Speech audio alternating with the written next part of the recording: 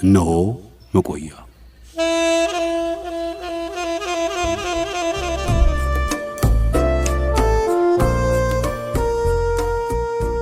የታመመችው አሜሪካ በናዚዎች ተፈወሰች።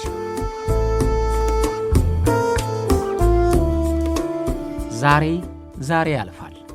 ዛሬ ለነገ አይሆንም። የዛሬ ምቾት፣ የዛሬ ክብረት፣ የዛሬ ጥንካሬ፣ የዛሬ ጤንነት፣ የዛሬ ደስታ ለነገ አይሆንም። ዛሬን አሳምሮም ሆነ አጠልሽቶ ቢያልፍም ነገ በራሱ ውርድና ቁመት ሆኖ ይመጣል። ነገ እንደ ዛሬው እንዲቀጥልም ሆነ እንዲለወጥ የሚታቀደውና የሚታሰበው ዛሬ መሆን አለበት። ብልሆች ዛሬ ላይ ሆነው ነገን ያስቡታል። የዛሬውን ኃይላቸውንና ምቾታቸውን ለነገ እንዲዘልቅ ከወዲሁ ያደራጁታል። የዛሬው ውድቀታቸው ነገም እንዳይቀጥል ዛሬውኑ ይተጉበታል። በተለይ የሀገር መሪዎች በዛሬ ውጤታቸው አርፈው የሚቀመጡ መሆን የለባቸውም። ሕዝብና ሀገር ትውልድ ጭምር የተሻሉ ሆነው እንዲገኙ ለማሰብ የዛሬውን ሥራቸውን ውጤታማ ቢሆንም እንኳ ያዘናጋቸው የሚገባ አይደለም። ነገን ያላሰቡ የዛሬዎቹ ጉልበታሞች ነጋቸውን ባሰቡት ይቀደማሉ። በያዙት ረግተው የሚያዘግሙት በትጉሃኑ ተቀድመው ይደቆሳሉ። ስለ ነገው ዛሬ የማያስቡ መሪዎች ሀገራቸውን ወደ ዝቅታ ያሽቆለቁሏታል። ሕዝቦቻቸውም አንገታቸውን እንዲደፉ ያደርጓቸዋል።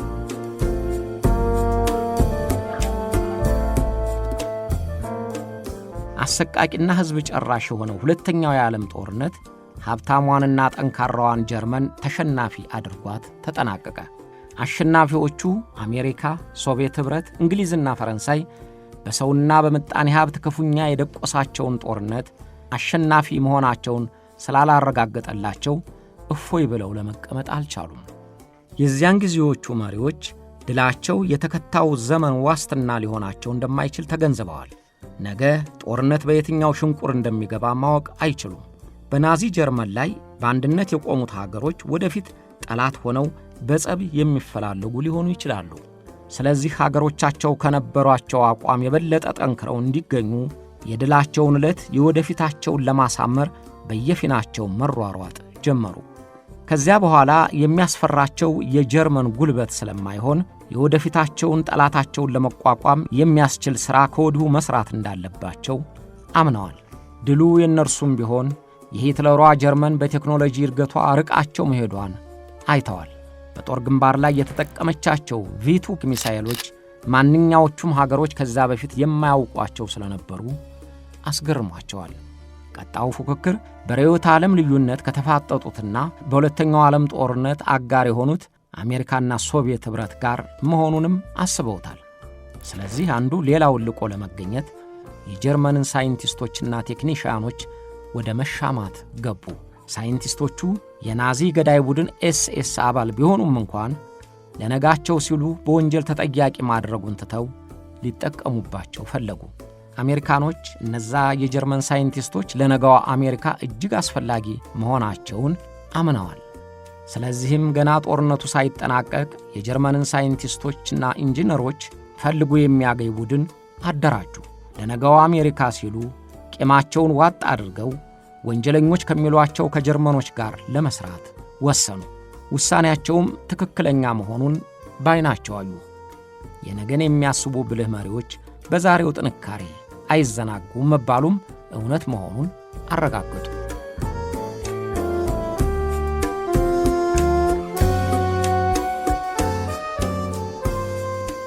ጀርመን የሁለተኛውን የዓለም ጦርነት ስትጀምረው በቅጡ ተዘጋጅታበት ነበር።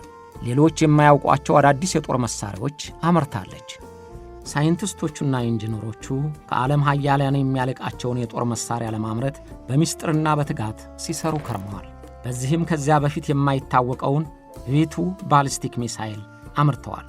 ጦርነቱ ከተጀመረ 2 ዓመታት በኋላ በተግባር የዋለው ቪቱ ባሊስቲክ ሚሳኤል ቀደም ብሎ ከተሰራው ቪ1 ሚሳኤል ተሻሽሎ ተሰርቷል።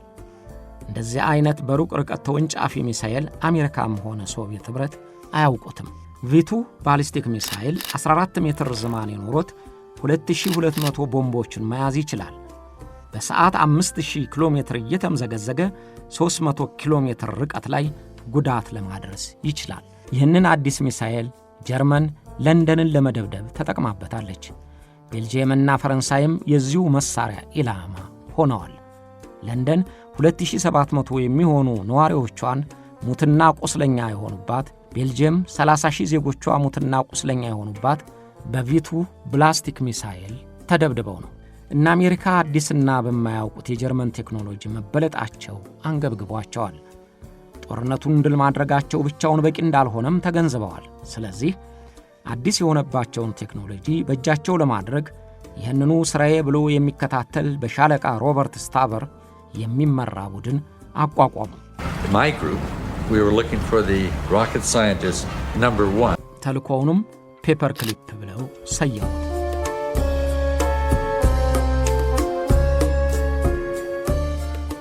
የፔፐር ክሊፕ ቡድን ዋና ተልእኮው ዘመናዊ የሆኑትን የጀርመን የጦር መሳሪያዎች ምንነትና እንዴትነት ለማወቅ የሚረዱ ማስረጃዎችን መሰብሰብ፣ የፈጠራውን ተሳታፊ የሆኑትን ሳይንቲስቶችና ኢንጂነሮች ማግኘት ነበር። የቪቱ ፕላስቲክ ሚሳኤል ዋና ማምረቻ በሰሜን ምስራቅ ጀርመን በምትገኘው ፔንሞንዴ ነበር። በመካከለኛውም ጀርመን ኖርድሃውሴን ተመሳሳይ የጦር መሳሪያዎች የሚያመርት ፋብሪካ አለ። በፔንሞንዴና በሌሎችም አካባቢዎች ያሉትን የሚሳኤል ፋብሪካዎች ከአደጋ ለመጠበቅ የታነጸው ከምድር በታች በድብቅ ቦታ ነው። ሂትለር የቪቱ አቅም ወደ ቪ4 እንዲያድግ በማዘዙም አዳዲስ ፈጠራዎች እየተፈጠሩ ባሉበት ወቅት የጀርመን ጦር በባለ ቃል ኪዳን ሀገሮች ተሸነፈ። የእንግሊዝ አየር ኃይል አስቀድሞ መረጃውን ደርሶበት ነበርና የፔንሞንዴን የሚሳኤል ማምረቻ 5000 የጦር አይሮፕላኖች ልኮ በ1800 ቶን በሚመዝን ቦምብ ከጥቅም ውጪ አደረጉት። በዚህ ምክንያት የተወሰኑ ከፕሮጀክቱ ኃላፊ ቮን ብራውን ጋር ሆነው ወደ ኖርድሃውሰን ተዛወሩ። የጀርመን ጦር ሽንፈት እየተፋጠነ የአሜሪካ ጦር ወደ ኖርድሃውሰን ሲቃረብ የሶቪየት ኅብረትም ጦር ለፖላንድ ወሰንተኛ ወደ ሆነችው ፔንሞንዲ 160 ኪሎ ሜትር ላይ ደረሰ። ገና ጦርነቱ ሳይጠናቀቅ የጦር ጓደኞች ሆነው ጀርመንን የሚዋጉት አሜሪካ፣ ሶቪየት ኅብረትና እንግሊዝ፣ ፈረንሳይም ጭምር የጀርመንን ቴክኖሎጂ ለማግኘት አንዱ ሌላውን ለመቅደም በሚስጥር ፍለጋቸውን ጀምረዋል። የአሜሪካው አፈላላጊ ቡድን የተደበቀ የጦር መሳሪያ ለማግኘት በየገጠሩ ጭምር እያሰሰ ነበር። ኖርድሃውሰን ደርሶ ፋብሪካውንም ሲቆጣጠረው ፋብሪካውን ያደራጁትን የነበሩትን ሳይንቲስቶች ግን አላገኟቸውም። ቮን ብራውንና ሌሎችም ወደ ደቡባዊ ጀርመኗ ባቫሪያ ሸሽተው ነበር።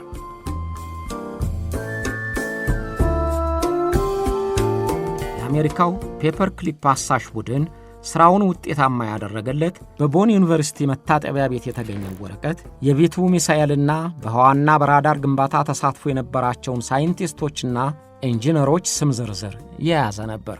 የጀርመን የመከላከያ ጥናት ማኅበር ኃላፊ የሆነው ዋርነር ኦሰንበርግ የሳይንቲስቶቹን ሕይወት ከአደጋ ለመከላከል የስም ዝርዝራቸው ያለበትን ወረቀት ቀዳዶ በመታጠቢያ ቤት ውስጥ ጣለው። በእርሱ ቤት ወረቀቱን በሚለቀው ውሃ ለማጥፋት ነበር። ግን ወረቀቱ ጨርሶ ከመጥፋቱ በፊት የባለ ቃል ኪዳን ወታደሮች ደረሱበት። የአሜሪካው ሻለቃ ስታቨር የሚመራውና የመረጃ ቡድኑ አባላት ገጣጥመውት የሳይንቲስቶቹን ሙሉ ስም ለማግኘት ቻሉ። በዚያ መረጃም ከ1600 በላይ የሚሆኑ በተለያዩ የሙያ ዘርፎች ተመራማሪ የነበሩ የጀርመን ሳይንቲስቶችና ቴክኒሽያኖች ተገኙ። በተለይም በጉጉት የሚከታተሉትን የፕላስቲክ ሚሳኤል ዲዛይነሮችና ተመራማሪዎች በዝርዝሩ ተካተው ስላገኟቸው ጥረታቸውን አሳካላቸው። በዚያ ዝርዝር ውስጥም በፔንሞንዴ ይመረት የነበረውን ሚሳኤል ዲዛይነርና የፕሮጀክቱን የቴክኒክ ዳይሬክተር የነበረውን ዋርነር ቮን ብራውንን አገኙት። ቮን ብራውን አሜሪካኖቹም ሆነ ሶቪየቶች በእግር በፈረስ የሚፈልጉት ሳይንቲስት ነበር።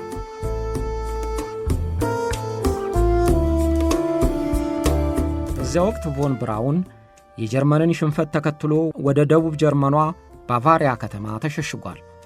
ብራውንና እሱን የመሰሉት ባለሙያዎች ፔንሞንዴን ለቀው ወደ አሜሪካ ይዞታ የነበረው የጀርመን ክፍል መምጣታቸው ሶቪየት ኅብረትን በመጥላታቸው ነበር። ፔንሞንዴ ለፖላንድ ወሰንተኛ እንደመሆኗ ለሶቪየት ኅብረት ወታደሮች ግስጋሴ ቅርብ ነበረች። እነ ብራውን ሶቪየቶችን ስለማይወዱ የእነ አሜሪካን ይዞታ ወደ ሆነው መካከለኛው ደቡብ ጀርመን የሄዱት ሆን ብለው ነው። ያም ሆኖ ከነ ብራውን ጋር ሁሉም ሳይንቲስቶች ስላልሄዱ እዚያው እንዳሉ የሶቪየት ኅብረት ጦር የቪቱ ብላስቲክ ሚሳኤል ማምረቻውን ከተወሰኑ ሳይንቲስቶች ጋር አገኛቸው። ቮን ብራውን አሜሪካኖች አድራሻውን ፈልገው ሲያገኙት በወንጀል የሚፈለግ ወንጀለኛ አይነት ሳይሆን ለጉብኝት እንደተጋበዘ እንግዳ አድርገው ተቀበሉት። ቮን ብራውን በዶክተሬት ዲግሪ ከበርሊን ሁምቦልት ቴክኒካል ዩኒቨርሲቲ የተመረቀው በፊዚክስ ነው። በኋላ ራሱ እንደተናገረው ስለ ጠፈርና ስነ ከዋክብት ለማወቅ ጉጉት ነበረው። ስለዚህ እናቱ ፍላጎቱን ተረድታ ቴሌስኮፕ ገዝታለት እንደነበረ ያስታውሳል። With me it started with the moon, believe it or not. When I was a student, I was 13 then, I was very interested in astronomy in the amateur sense. I liked to look at the moon, the stars, and when I had my Lutheran confirmation at the age of 13, my parents gave me a telescope, and that በወጣትነት ዕድሜው የናዚ ጀርመን የሮኬት ግንባታ ፕሮጀክት ተቀላቀለ። በልዩ ችሎታው የጀርመን መከላከያ ጥናት ማዕከል በሚመራው የጦር መሳሪያ ግንባታ አዲስና የተሻለ ውጤት ለማስገኘት ከፍተኛውን ድርሻ ወሰደ። ከዚያ በፊት ታይቶ የማይታወቀውንም የሩቅ ርቀት ተምዘግዛጊ ባላስቲክ ሚሳኤል ዲዛይን የሠራውና በኋላም ያሻሻለው ቮን ብራውን ነው። በከፍተኛ አስተዋጽኦ የቤንሞንዴ የጦር መሳሪያ ግንባታ ቴክኒካል ዳይሬክተር ሆኗል። የሮኬት አባት የሚል ስያሜም አግኝቷል። የፔንሞንዴ ማምረቻ ኃላፊ ሆኖ በሚሰራበት ወቅት በኖርድሃውሰን የነበረውን የሮኬት ማምራቻም ሲያስተባብር ቆይቷል። ባሳየው ውጤትም በሂትለር ፊት ሞገስ አግኝቶ በተደጋጋሚ አበረታቶታል። ከፍተኛውንም ኒሻን ሸልሞታል። በእነዚህ ሁሉ ምክንያቶች ቮን ብራውን በአሜሪካኖቹ ዘንድ ውድ ተፈላጊያቸው ሆኗል።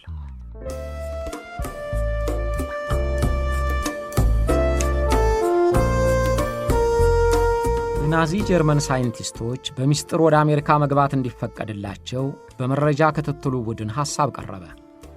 የአሜሪካን የመከላከያ የጦር መሳሪያ የጀርመን ባለሙያዎችን ተጠቅሞ እንዲያዘምነው የተፈጠረውን አጋጣሚ መጠቀም የግድ መሆኑንም አሳሰቡ። በእርግጥም በርካታ የሌላ ሀገር ባለሙያዎችን ለመውሰድ እንደ ጀርመን መንግሥት የመፍረስ አጋጣሚ በብዙ ዓመታት አንዳንድ ጊዜ የሚያጋጥም ዕድል ነው። ስለዚህ ፔንታገን ሳይንቲስቶቹን ወስዶ የተበለጠበትን የሚሳኤል ሮኬት ለማምረት ጓጉቷል። ፕሬዝዳንት ትሩማን የሳይንቲስቶቹን ወደ አሜሪካ መግባት ቢፈቅዱም ገደብ አስቀመጡ። በወንጀል የሚጠረጠሩ ከሆኑ ወደ አሜሪካ እንዳይገቡ አገዱ። የፕሬዝዳንት ውሳኔ ለነሻለቃ ስቲቭ ተልኮ እንቅፋት የሚጋርጥ ነበር። ምክንያቱም እንደ ቮን ብራውን ያሉ ተፈላጊ ሳይንቲስቶች በወንጀለኛነት የተፈረጀው ገዳይ ቡድን የኤስኤስ አባል ነበሩ። ብራውን እንደተናገረው የሂትለር አፋይ ቡድን ኤስኤስ አባል የሆነውና የምክትል መቶ አለቃነት ማዕረግ የተሰጠው ለስሙ እንጂ ወታደራዊ ሥልጠና ወስዶ እንዳልነበረ ይናገራል። የኤስኤስ ወታደራዊ የደንብ ልብሱንም ለብሶ እንደማያውቅ በማንኛውም ወንጀል ያልተሳተፈ መሆኑንም ተናግሯል። ይሁንና ከናዚዎች ማጎሪያ በሕይወት የተረፉት የብራውንን ቃል ሐሰት ነው ብለውታል። ብራውን በኖርድሃውሰን የጦር መሳሪያ ማከማቻ ስቃይ ያንገላታቸውን የሚትወርክን እስረኞች ለከፍተኛ የጉልበት ሥራ ወስዶ ያስጨረሳቸው እሱ መሆኑን ያምናሉ። እነዚያ እስረኞች ክፉኛ የተጎሳቆሉ ስለነበሩ በግዳጅ ሥራ ላይ በ10 ሺዎች የሚቆጠሩ ለመሞታቸው ተጠያቂ መሆን አለበትም ብለው ነበር። ይሁንና ከጨበጡት ድል ይልቅ የወደፊታቸው የሚያሳስባቸው አሜሪካኖች በወንጀለኛነት ምክንያት የነ ብራውንን የመሰለ ዕውቀት ሊያጡት አልፈለጉም። እነዚያ ሳይንቲስቶች ባለፈው ጊዜ የሰሩት ወንጀል ወደፊት ከሚያስገኘው ውጤት ጋር ተወዳዳሪ ልናደርገው አይገባም ባይሆኑ አንዳንድ ጊዜ ፍትሕና ሞራላዊ ግዴታን የሚፈታተኑ አጋጣሚዎች ይፈጠራሉ። ስለዚህም ከወንጀለኝነታቸው ይልቅ የጀርመን ሳይንቲስቶችን መጠቀም የተሻለ ነው የሚለው ሐሳብን መከተል መረጡ።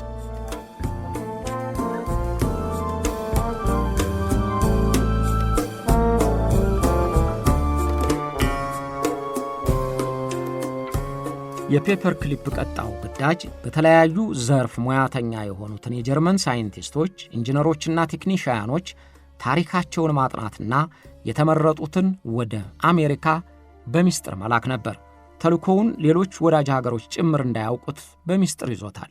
የፕሬዝዳንት ትሩማን በወንጀል የሚፈለግ ከሆነ ሳይንቲስትም ቢሆን አሜሪካ እንዳይገባ የሚለው ትዕዛዝ የፔፐር ክሊፕ ፕሮጀክት ኃላፊዎችን የሳይንቲስቶቹን የከፋ ታሪክ እንዲያጠፉ ማድረግ ሌላው ተልኳቸው እንዲሆን አስገደዳቸው።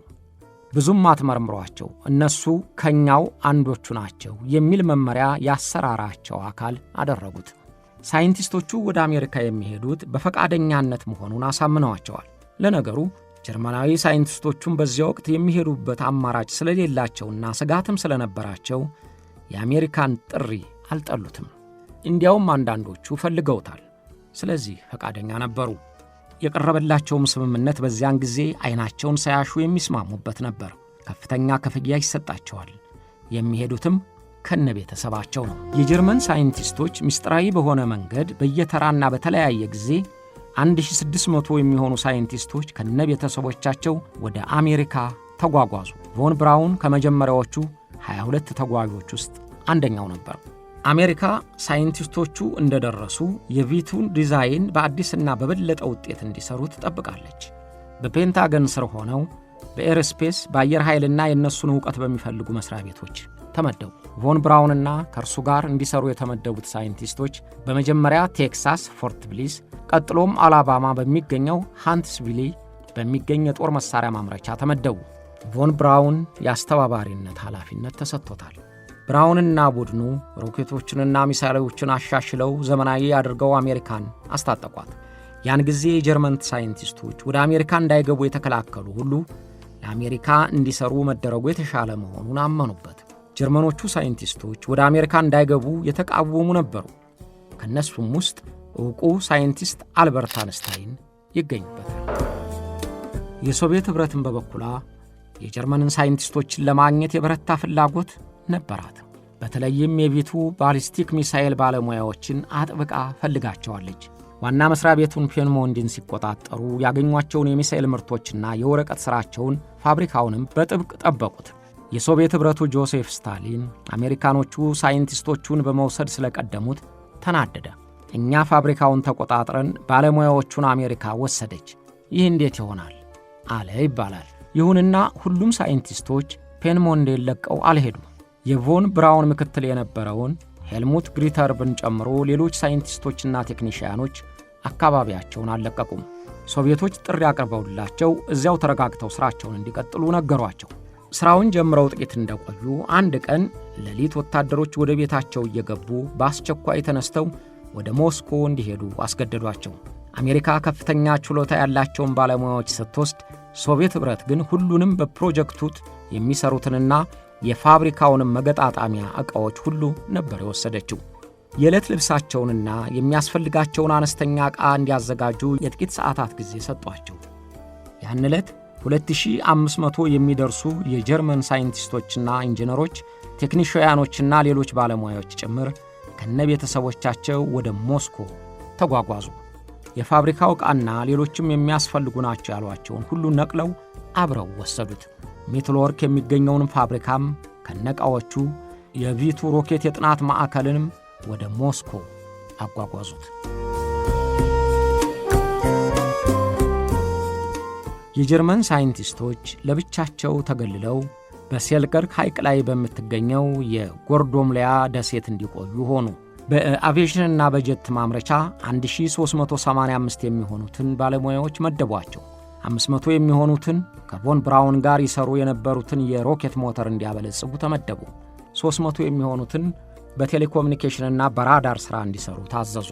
ምንም እንኳን ሳይንቲስቶቹ ራሳቸውን እንደ ሰላም እስረኛ አድርገው ቢቆጥሩም ሶቪየቶቹ ባኗኗራቸው እንዲመቻቸው አድርገዋል። ጀርመኖቹ የሶቪየት መሪዎችን ያስደሰተ ውጤት አሳዩ።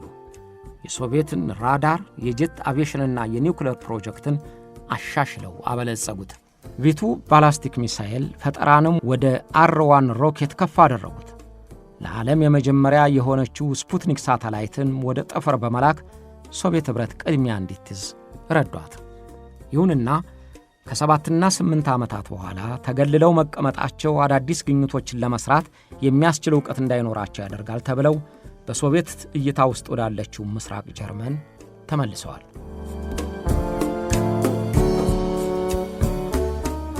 ቮን ብራውን አሜሪካ ፎርት ብሊስ እንደደረሰ ከአካባቢው ሰዎች ጋር ለመላመድ አስቸጋሪ ሆነበት። ሚሳኤሉን ለማምረት የአሜሪካኖች ዘገምተኛ እንቅስቃሴ ገርሞታል። እቅዱን ለማሳካት የሚፈልጓቸውን ዕቃዎች ማግኘት አስቸጋሪ ሆነበት። አዳዲስ ሮኬት ለመስራት የሚያቀርበውንም ሐሳብ ውድቅ ያደርጉበታል።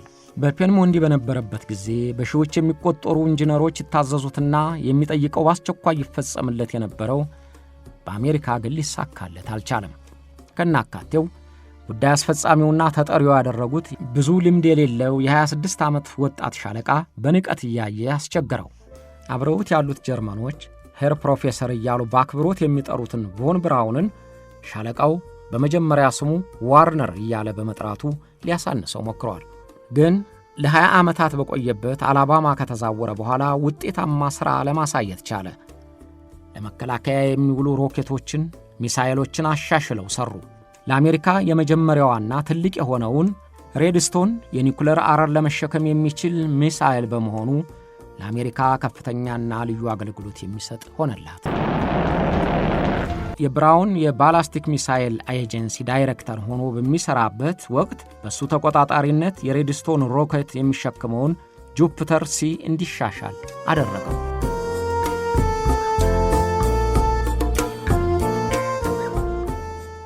ሶቪየት ኅብረት ስፑትኒክ ሳተላይትን ወደ ጠፈር ቀድማ መላኳ አሜሪካን ቅር አሰኝቷታል። የመጀመሪያውንም ጠፈርተኛ ዩሪ ጋጋሪን ወደ ጠፈር መላኳ አስቆጭቷታል።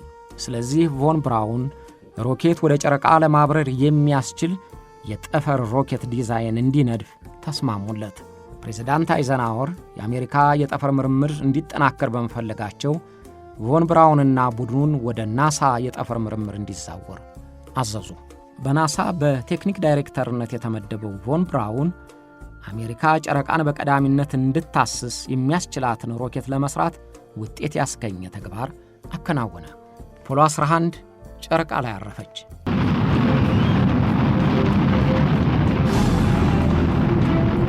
አርምስትሮንግና ኤድብሪን ጨረቃን ረገጡ። ከዚያ በጨረቃ ላይ ካረፈችው አፖሎ 11 ጀርባም የጀርመን ሳይንቲስቶቹ እነ ቮን ብራውን ነበሩበት። ለዚያ ውጤት አይነተኛ አስተዋጽኦ ካደረጉት ውስጥም በኃላፊነት የተመደበው ዋርነር ቮን ብራውን አንደኛው ሆነ። ናዚው ጀርመናዊ አሜሪካንን ጨረቃ ላይ አደረሳት። በዚህም ለሲቪል ባለሙያዎች የሚሰጠውን ታላቁን ሜዳሊያ ተሸለመ። ቮን ብራውንን በቀዳሚነት ጠቀስኩ እንጂ ሌሎችም የጀርመን ሳይንቲስቶች ለአሜሪካ የጠፈር ምርምር በብርቱ ረድተዋል። የኬኔዲ ስፔስ ሴንተር ዳይሬክተር ሆኖ የሠራው ኩርት ዳቤስ የአሜሪካን አየር ኃይል ጄት ሞተር ዲዛይን ያሻሻለው ሃንስ ቮንም አሜሪካን ከጠቀሟት የጀርመን ሳይንቲስቶች ውስጥ ናቸው። ይህ ማለት የሮኬት ሥራውን የሠሩት የጀርመን ሳይንቲስቶች ብቻ ናቸው ማለት አይደለም። አሜሪካኖቹ ሳይንቲስቶችም ተካፍለዋል።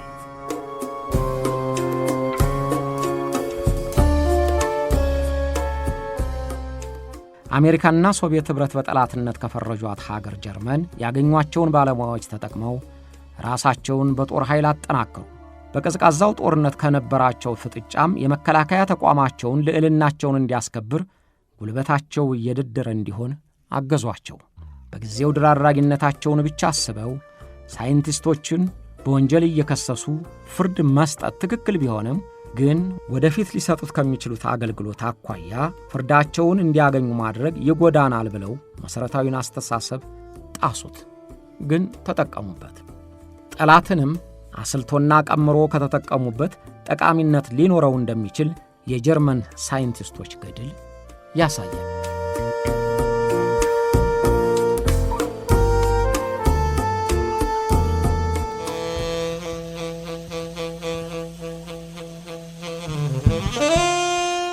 አብራችሁን ስለቆያችሁ እናመሰግናለን።